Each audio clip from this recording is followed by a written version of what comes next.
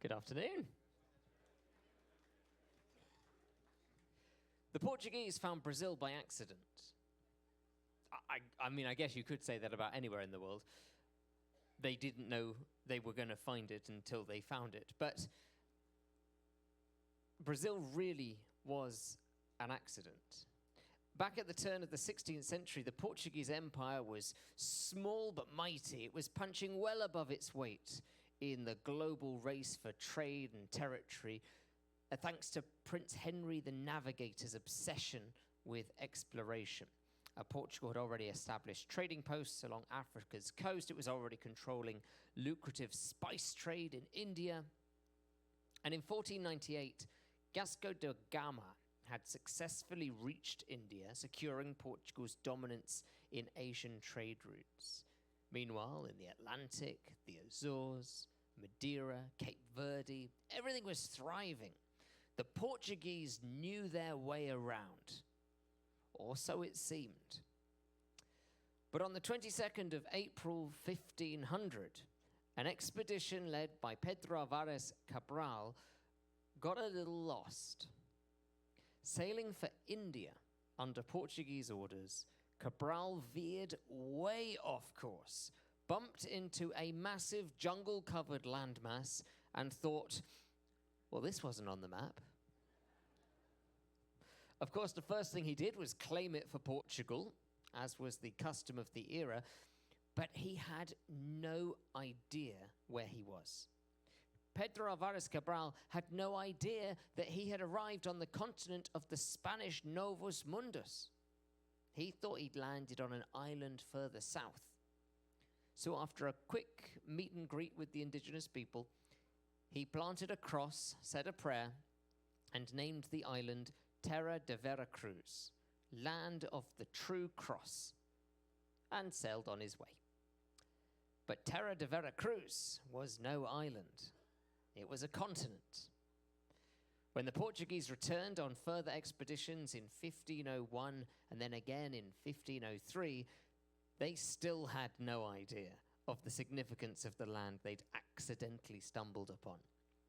Well, they wanted to make money out of their new discovery, of course, but the only commodity they could find of any interest was a species of dyewood. Well, that dyewood wasn't going to become the most significant part of Portugal's relationship with its newfound colony, but it did have a lasting impact in at least one sense. That dyewood was known as Brazil, and so Terra de Vera Cruz was renamed. To begin with, Portugal ran Brazil in a really laissez-faire style. They really had no idea, still, of the potential opportunity of this place that they discovered, and they ran it in the image of their African trading posts. There wasn't much colonial involvement. It was really much more commercial than that. But then the French got involved. Just like they had in the Falkland Islands, just as they would further north too. The French weren't particularly happy about this papal division of the New World between Spain and Portugal. And they just weren't willing to sit back and let these two neighboring European monarchies take all the bounty for themselves. So the French started seizing Portuguese ships and trading directly with Indian tribes along the coast. In a way, you could argue that 16th century French privateers were the forebears of free trade. The official French line was that they had the right to trade anywhere that was not physically occupied by the Portuguese. And the Portuguese took this threat very seriously, and they decided to beef up their presence along Brazil's coastline, starting with a 400-strong force led by Martim Afonso de Souza to form a royal colony in 1530 at São Vicente, nearby modern-day Santos. But the French weren't going to give up that easily. And in the 1550s, they sent an expedition of about 600, mainly Protestant Frenchmen, to set up their own colony in an area not settled by the Portuguese.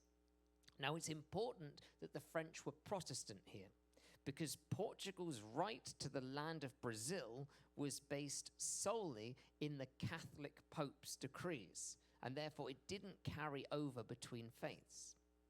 Well, the French colony, the Antarctique Française in Guanabara Bay, remained in place for just over a decade, but the French were eventually expelled from the area in 1567. And the Portuguese created their own settlement in the area of the now former Antarctique Française, complete with a royal captaincy to secure the area from any further foreign incursions. And that settlement would become really important. One day, that settlement would become the heart of an empire, because that settlement was called Rio de Janeiro. Rio de Janeiro, here in Brazil, became the heart of a European empire. The only place in South America to rule a European nation on a technicality. So we're going to fast forward a little bit here to work out how it came to be that Rio de Janeiro became the seat of the Portuguese royal family and the center of a global empire. And then what happened next? Portugal wasn't initially that interested in Brazil. It was just a big tree-covered pit stop on the way to a far more profitable spice route in India. But once the French started sniffing around, Portugal realized it had better stake a proper claim. And by the mid-1500s, Brazil's sugarcane plantations were booming, and suddenly this forgotten corner of their empire became one of its richest assets.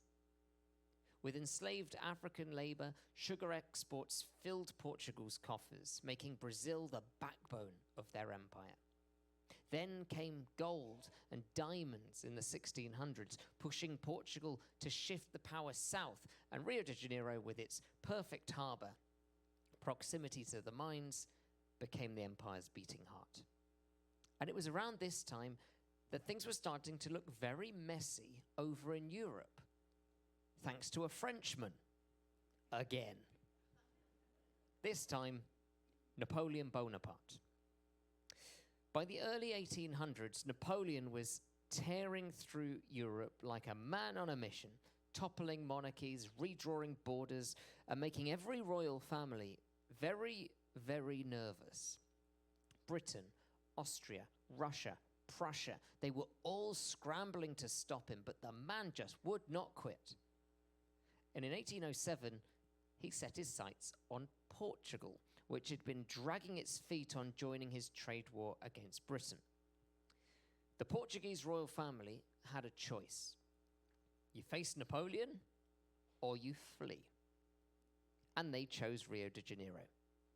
So in 1808, Rio de Janeiro became the official seat of the Portuguese monarchy, the capital of Portugal.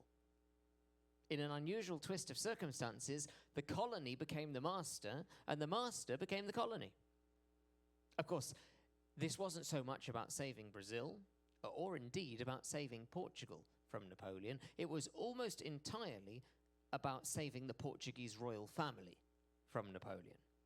But for our purposes, that's by the by. Rio de Janeiro was the capital of the Portuguese Empire from 1808 to 1821. And things get even more interesting than that, which we'll discover after we open the portal and collect our 3 upcoming Brazilian ports of call. So we will start with Arraial dos Búzios, which is a tender port. Very exciting. We love our tender ports. Now, I've put here maps from Posadas. What does that mean? So there is some tourist information around, but you get your better tourist information by going into the Posadas. The Posadas are like little guest houses. So you pop into a guest house and they will very happily give you a copy of their maps of the area. So pop into any guest house. They're known locally as Posadas. And that's your place where you're going to get the better tourist information. Here it is on a map. We're going to be going into the central pier. There's only one of them. It's in the center. And it's very convenient for the town. You can see it is such a short walk to get from the tender pier to then be in the center. Let's get into our highlights.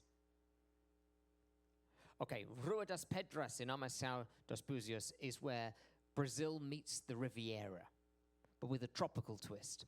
So this charming stone-paved street is the beating heart of Búzios. It's lined with stylish boutiques, bars, restaurants serving everything from fresh seafood to caipirinhas. They could knock out a sailor.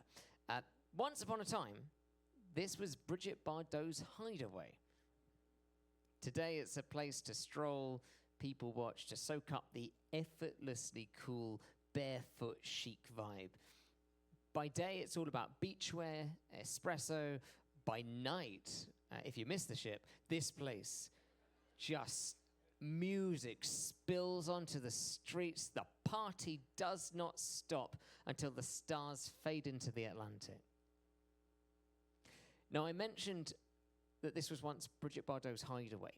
Well, she's still here. Perched along the waterfront, a bronze Bardot gazes out to sea, forever capturing the romance between the French icon and this sleepy fishing village turned chic retreat. Now, in the 1960s, Búzios was a secret escape until Bardot's visit turned it into Brazil's own Saint-Tropez. And today, her statue, casually seated on a suitcase, is one of the town's most photographed spots. Visitors stop here for a selfie, but locals also see her as the one who put their place on the map, a muse frozen in time by the waves. But the main draw of Armação de Búzios is its beach, naturally. So Praia de Armação isn't just a stretch of sand, it is the town's front porch. This is where fishing boats bob on the water, golden light dances on the waves, and life slows to a blissful crawl. It's more of a scenic postcard than a swimming spot, but it is perfect for a leisurely stroll, stopping to admire the Brigitte Bardot statue, the traditional wooden boats, they're called saveiros, and by sunset this whole place glows, and we might catch it as we are sailing away, but you sit here on the beach and you have a caipirinha in your hand. By the way, this beach is one of just 20 beaches that you might want to consider. So for beach lovers, this is going to be a really, really fun port. I'll give you another option, Praia Brava. This is where Búzios turns up the drama. Golden sand, turquoise waves, and this wild, untamed beauty about it. Now, this one's tucked between some rocky cliffs. It's a favorite for surfers. They come out here, they catch these perfect swells, but some bathers love it as well. Those who love a bit of exclusivity, it's a little bit more tucked away. But the real magic, the viewpoints, the mirantes above. Now, if you climb up to the Mirante de Praia Brava, you get a breathtaking panorama over the Atlantic where that deep blue just seems to stretch out forever. Or there's another one called Mirante do Forno, and that's just a short hop away, another postcard-worthy view, and I would recommend for this beach, it is about going up onto the tops of the hills and looking out. But Praia Brava is one of the most spectacular views. All right, Igreja de Santa Ana is a little slice of history with a killer view. This is perched on a hill. It overlooks Praia dos Ossos. It's a tiny whitewashed church. It dates back to 1740. It is the oldest in Búzios. The catch, it's usually closed. But trust me, it's still worth the walk. The trail up is peaceful. You get stunning views of the bay. And if you do catch it open, step inside for a glimpse of simple, rustic beauty. If not, the lookout itself is divine. Now, when I say this is a beach destination, I really mean it. From sunbathing to beach hikes, there are many great options to consider. And so for 6 to 10, here are my other beach highlights. So Praia dos Amores, number 6. It's a secluded little gem. This is perfect for a peaceful escape. It's a little bit hidden, but that's part of its charm. It's ideal for couples or those wanting a break from the crowds. No video cameras are allowed. Praia dos Ossos, I've already mentioned this one. It's a picturesque cove. It's got fishing boats bobbing in the water. This one, it's more than just about the views. This one is a great place for swimming and strolling around. You head up to the church, the Igreja de Santa Ana. Then you've got Praia de Ferradura. This is really a calm one. This is number 8 here, that long sweeping bay. It's a calm horseshoe-shaped bay, which is perfect for families and paddle boarders as well. The water here, crystal clear and more gentle, making it a really good choice for those of you who like your beach time to be a little bit more relaxed. Then we've got Praia Gariba. Praia Gariba at number 9, just down here. This is the go-to for surfers. If you are a surfer, you love a bit of action on the beach, different sort of action from number 6, of course, but if you love your action on the beach, you think big waves, cool beach bars, a lively vibe, then this is where the energy is. And finally, number 10, just down there at the bottom of my map, is Praia de Tucuns, and this is a long, wild stretch of sand. So if it's nature that draws you to the beaches, you don't want it to be so touristy, but you like uncrowded beaches, dune landscapes and strong waves, then this one is for you. I'm going to put all of the highlights now on a map, and if you would like to grab a photograph, go for it.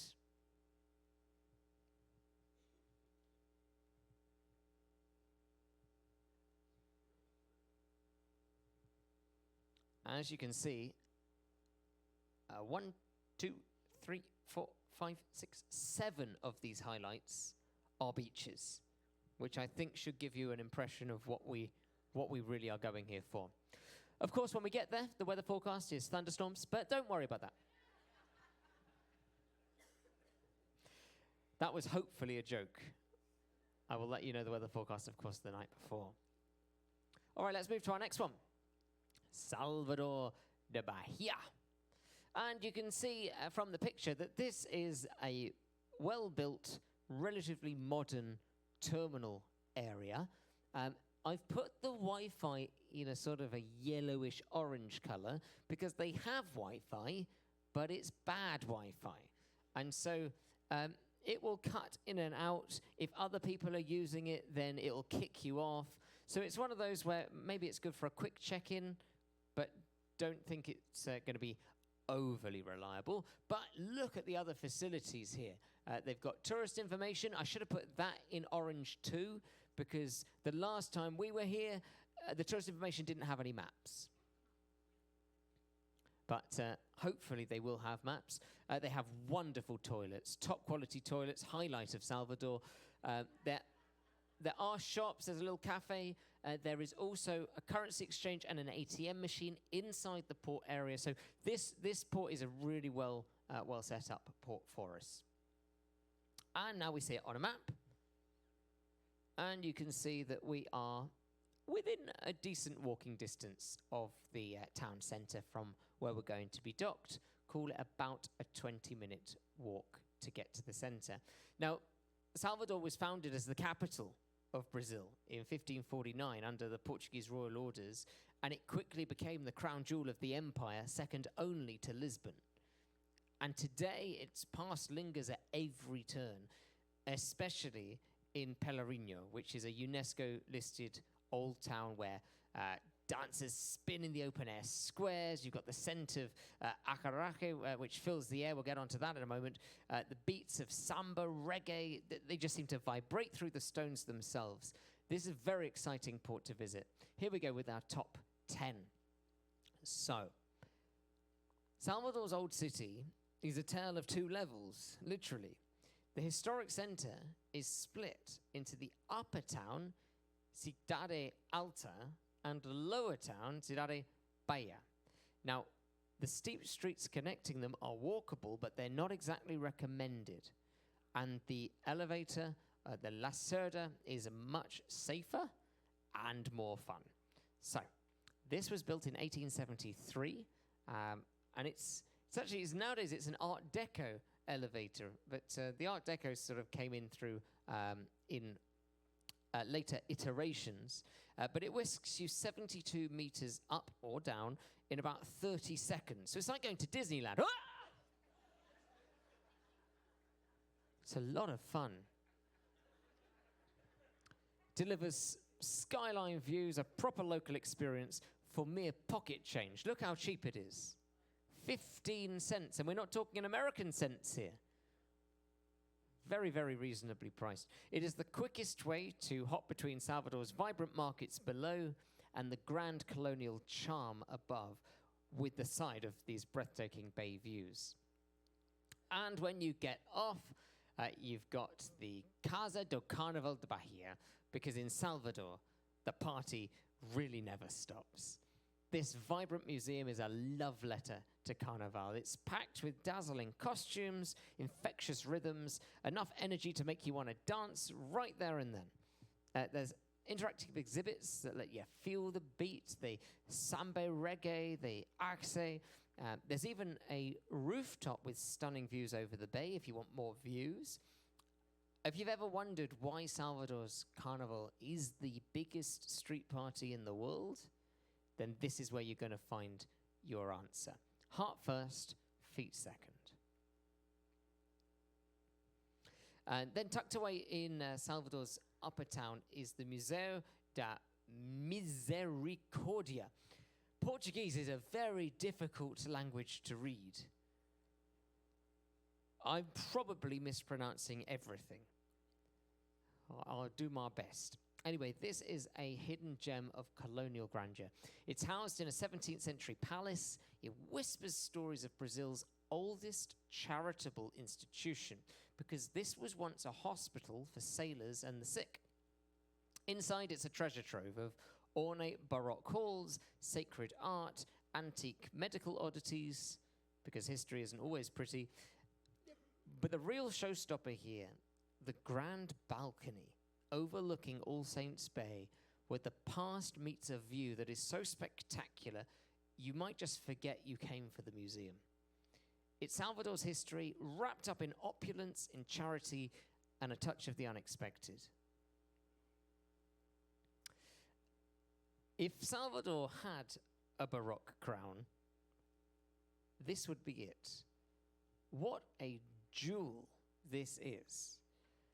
If you step inside this church, you are hit with so much gold. So much gold. And I must warn you that a couple of years ago, a tourist was hit with so much gold and unfortunately died because they got hit by a piece of gold that fell from the ceiling. So umbrellas are really a wise idea in here. But they did do some work after that incident to secure the ceiling. You'll be pleased to hear. But step inside, it's amazing. Every inch of this 18th century masterpiece is covered in gilded wood carvings, angels, ornate flourishes that make it one of Brazil's most lavish churches. But beyond the bling, the blue and white azulejo tiles in the cloisters steal the show. They tell stories of Lisbon in delicate hand-painted scenes. And then when we get to Lisbon, you'll see even more of them over there. It's a church, it's a museum, it's a jaw-dropping tribute to colonial wealth, and it is all wrapped up in Salvador's unmistakable over-the-top charm. And then you've got another church. Igreja Nossa Senhora de Rosarinho dos Pretos. Again, not just a church, but this one a testament to resilience and faith. In colonial Salvador, enslaved Africans and freedmen, barred from worshipping in existing churches, established their own brotherhood in 1685. Pooling resources and labor, they began building this sanctuary in 1704, completing it nearly a century later. Now, beyond its Baroque facade lies a blend of Catholic rites and African traditions. Masses are infused with candomblé rhythms and atabaque drums. It's a church that stands out as a vibrant symbol of cultural fusion and the enduring spirit of a community that transformed oppression into a celebration of identity. And Casa do Benin is a bridge between Brazil and Africa. It's right in the heart of Pelourinho. So Salvador was once the main entry point for enslaved Africans who were brought over from the Benin region. That's modern-day Nigeria and Benin. And this cultural center keeps that connection alive. Inside, you'll find West African masks, sculptures, artifacts, telling a story of shared heritage, resilience, and identity. It's a small but powerful, a reminder that Salvador's Afro-Brazilian soul wasn't just shaped here, it was brought across the Atlantic. And you walk through, you're not just visiting a museum, this is living history of the African diaspora. There's also an interesting museum about the women of Bahia, and trust me, these women are icons. The Memorial das Bahias celebrates the Bahias de Azareje. These are elegantly dressed women in flowing white skirts that sell spicy acarajé from their street stalls. But they're more than just street food vendors. These ladies are the keepers of tradition. They are blending African and Brazilian culture in every dish they serve. Now, this museum, small museum, is rich in history, exhibits on religious roots, the stunning attire, a deep cultural significance. And it's sort of a love letter to the women who carry Bahia's soul on their shoulders, one delicious fritter at a time. And you're going to get a bonus today, a foodie bonus, because you can, of course, eat it too. This isn't just food, it's history, it's culture, it's a bite of Afro-Brazilian soul. And this dish originally came from West Africa. It was brought to Brazil by enslaved Yoruba people, and it has since become one of Bahia's most iconic street foods. These golden deep-fried balls are made from black-eyed pea dough, that's what you can see in the bottom photo, ground up with onions, shaped by hand, fried in dende oil, which is a palm oil, and that gives them that unmistakable, crispy, reddish hue. But the real magic is inside. Acarajé is typically split open and stuffed with vatapa, which is a rich, spicy paste of peanuts, shrimp, coconut milk, and bread, plus whole dried shrimp and a splash of fiery pepper sauce, if you dare. It's also a sacred offering in candomblé, which is linked to the Orisha Lança, which is the goddess of winds and storms. So whether you grab one from a Baina in Pelourinho or you buy one at a beachside stall, this is Bahia on a plate. Bold, flavorful, and unforgettable when you are bent over the toilet later.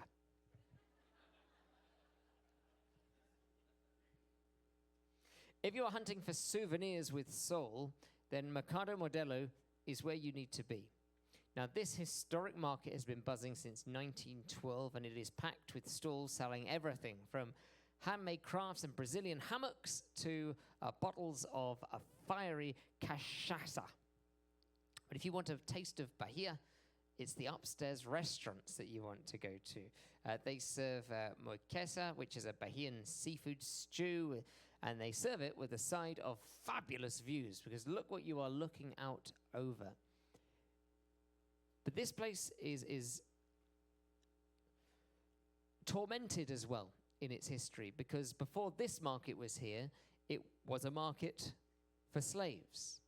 So this was the original slave market. And beneath the market, there's a hidden network of tunnels that once held the enslaved people before they were sold. And that is a reminder that even in a place that's so full of color and life, the past is never all that far away. Also staying down by the waterfront, the beach. Praia de Porto de Barra is a perfect beach day. This small but stunning cove is one of Salvador's best spots for a swim. It's got calm, clear waters, golden sand. It is a front row seat to the most gorgeous views. And it was here, back in 1549, that Tomé de Souza first landed to establish Salvador. So you are literally sunbathing on history.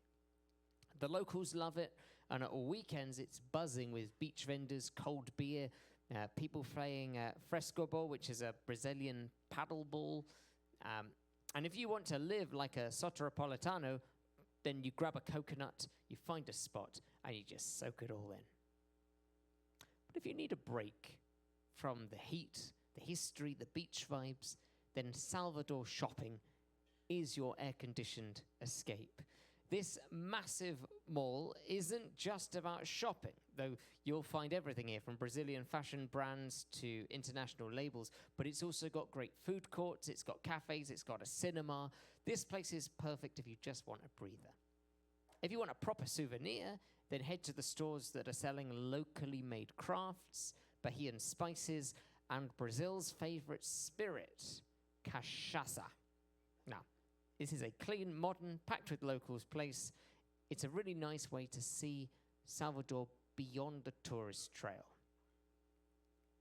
And here are all of our highlights on a map.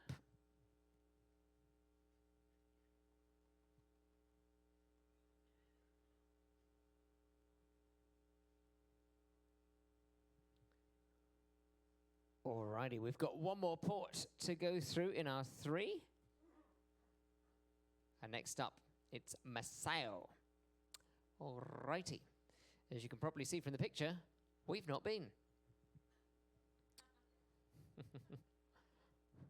I couldn't even find a carnival group ship. But it's pretty new, actually, this terminal. And so this will be our first call in this new terminal here. We are super duper excited, as are they.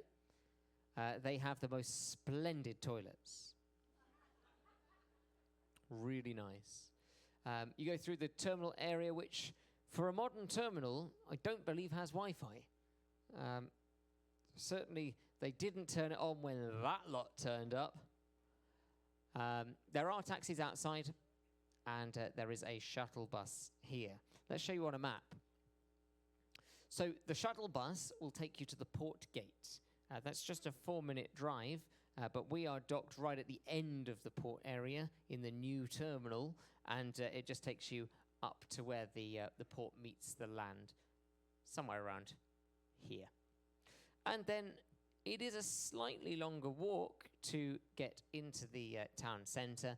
So depending on exactly where you're going, you could be looking at up to a 45-minute walk. There are some things closer, which I'll point out to you in a moment, but if you are walking, then be prepared for a slightly longer walk here. All right, let's get into our highlights. So Maceió, this is where Brazil really turns up the turquoise. Postcard perfect beaches, again, coconut-lined shores, some of the clearest waters in the country, but it's also a place that somehow flies under the radar. This is the capital of Alagoas, and it blends laid-back beach vibes with that splash of city energy. You've got these colourful jangada boats that bob around in the waves. The seafood arrives straight from the boats onto the plate. And whether you're floating in the natural pools of the beach or exploring the colonial charm of the old town, this is Brazil at its most effortlessly beautiful. Let's start with that beach. Praia de...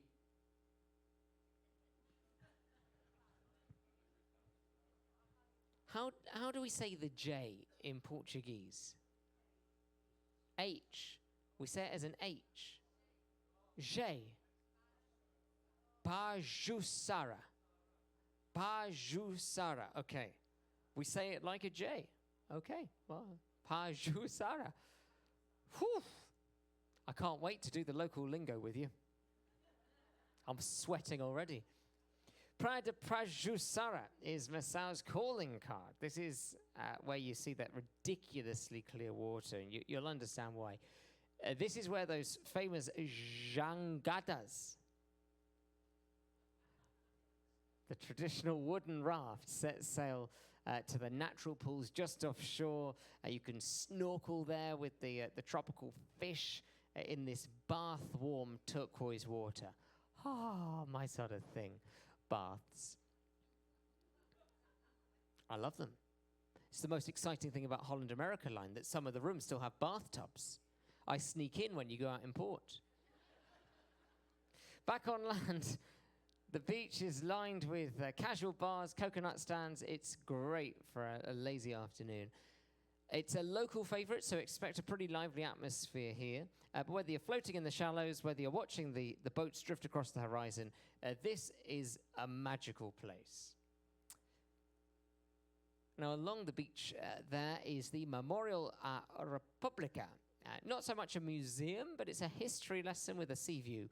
And it's sitting right on the waterfront. It's a modern structure that commemorates Brazil's transition from empire to republic in 1889.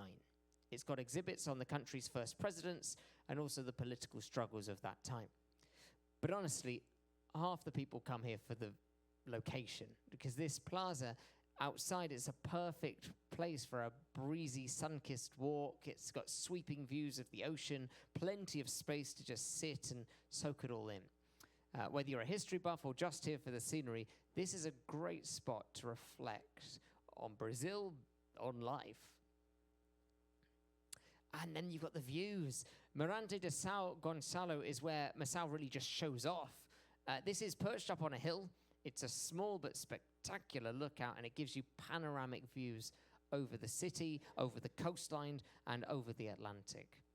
It's an easy stop. It's got a charming little chapel up there, the São Gonçalo do Amarante, which adds a touch of history to the scene as well. And locals say it's a great spot for making wishes. But even if you don't, you'll walk away with a phone full of photos. It's wonderful. A perfect place, again, just for a pause, just to take in the beauty, this time from above. This is a place, Pavilhão do Artesanato, where Sal's delayed, but I'll take it. Where creativity really comes to life. This is a bustling market. It's packed with stalls selling handmade lace, colourful hammocks. They love hammocks here. Carved wood, pottery, all crafted by local artisans. And if you're hunting for authentic souvenirs, then this is the place to skip the mass-produced trinkets and takes home something with real algo and soul. The best part, it's right by the beach. So you can shop for your hand-woven sun hat and then stroll straight onto the sand, wearing it and looking fandabby-dozy. But talking of handicraft markets, there's actually one even closer to the port. The Mercado das Artes 31. I don't know how to say 31 in Portuguese, but this is a compact and vibrant spot where local artisans showcase their handmade lace, ceramics, wood carvings, colourful textiles. It's a really great place if you want to get a meaningful souvenir without having to venture too far. It's laid back, it's friendly. Chances you'll be chatting with the artisans there. You'll see their work up close. It could be filet lace tablecloths. It could be a quirky little figurine. That's my sort of thing. This is a wonderful, wonderful place and very convenient for us where we are docked. The cathedral here, interesting. This is the Catedral Metropolitana de Massao.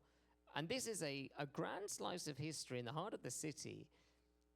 Built in 1840, it's a stately white church. It stands tall in the Praça Dom Pedro II, don't know how to say the second in Portuguese, watching over Massao with this sort of quiet elegance.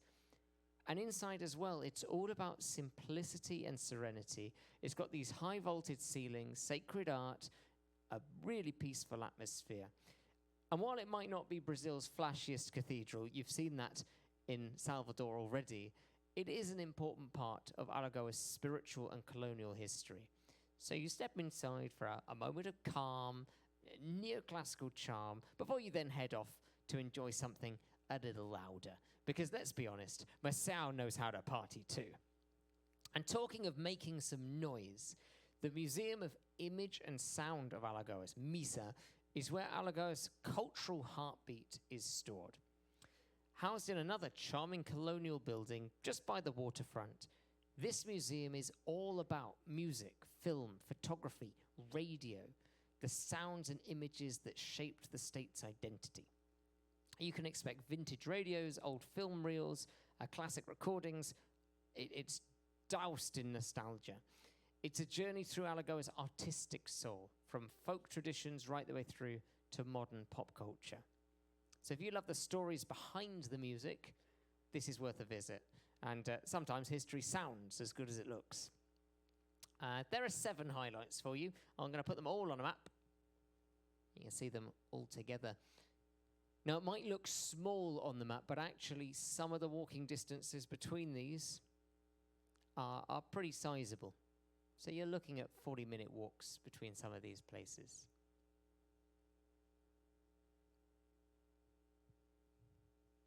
So that's 3 of our upcoming Brazilian ports, and we'll talk specifically about Rio de Janeiro tomorrow.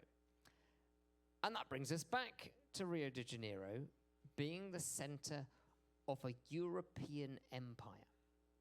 Now, a lot of people, when you ask them what's the capital city of Brazil, will tell you it's Rio. And they weren't always wrong. Brazil has had 3 capitals throughout its history, and we're visiting 2 of them. In fact, the only one we're not visiting is the current capital. When the Portuguese first formalized their colony here, they established Salvador as their capital city. And Salvador continues to hold the record, having held the title for 214 years. But when diamonds and gold shifted economic power south, Rio de Janeiro became the capital, a position that it held for 197 years until 1960, when a brand new, built-from-scratch capital was constructed in the interior, fueled by coffee and designed to shift power away from the coast and prevent a Sao Paulo breakaway. And so since 1960, celebrating 65 years this year, Brasilia has been the capital of Brazil. But only Rio was the capital of an empire. But by 1815, Napoleon had been defeated in Europe, and in recognition of Brazil's invaluable contribution to protecting the royal house of Braganza, Brazil was elevated from a colony to a kingdom. The Kingdom of Brazil, on paper at least, was now equal to its former colonial power, the Kingdom of Portugal. Not that the Portuguese particularly thought like that. By 1821, after 13 years of royal beach life in Rio, King João VI was finally called back to Portugal. But there was a problem. His son, Pedro, didn't want to go. Portugal expected Brazil to go back to being a colony, and Pedro wasn't having it. So while João VI sailed home, Pedro stayed behind, feeling more Brazilian than Portuguese. And a year later, when Portugal tried to tighten its grip, Pedro famously declared independence or death by the Ipiranga River.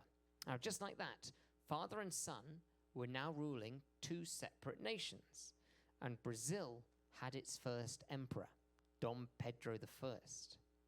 Now, the day that Dom Pedro refused to leave Brazil, the 9th of January, 1822, is marked as an annual festival in Brazil to this day.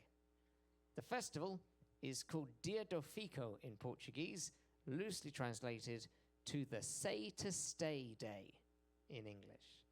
Now, after Dom Pedro I's dramatic I'm staying moment in 1822, things escalated pretty fast.